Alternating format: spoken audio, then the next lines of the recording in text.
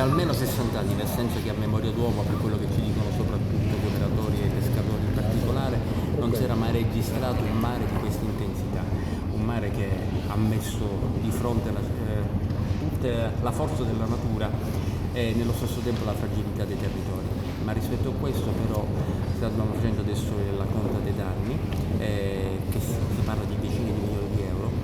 C'è una città che ha fortemente sofferto, ma la cosa più importante rispetto a eventi di questa importanza è registrare la mancanza di conseguenze dannose per l'incolumità fisica dei cittadini. E questo è successo perché il lavoro di prevenzione ha funzionato benissimo e perché la cittadinanza ha risposto alla grande rispetto alle limitazioni che noi abbiamo imposto, che sono state rispettate da tutti. Sta sentendo il governo nazionale vicino? Il governo nazionale, il governo regionale, devo dire che tutti si sono prodigati. Oggi ho ricevuto telefonate dal ministro Musumeci, dal presidente dell'Arsi Galvagno, dal presidente della commissione bilancio dell'Edone, dalla regione Siciliana in genere, per avere già qualche suggerimento rispetto alla possibilità di intercettare fondi immediati.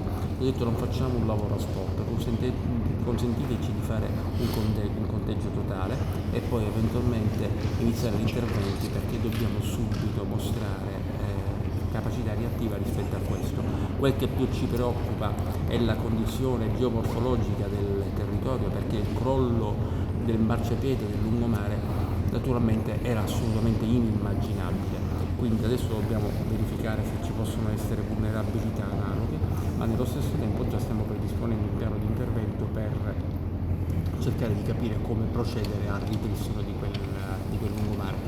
Per fortuna dobbiamo anche dire che erano già previsti i lavori, l'inizio dei lavori di riqualificazione del lungomare con il piano di rigenerazione urbana, quindi eravamo già ben predisposti, adesso dobbiamo adattare quel progetto a queste mutate esigenze. Sindaco, già da oggi farete richiesta dello stato di emergenza? Oggi stiamo predisponendo la delibera per la richiesta per lo stato di calamità naturale, che poi rivolgeremo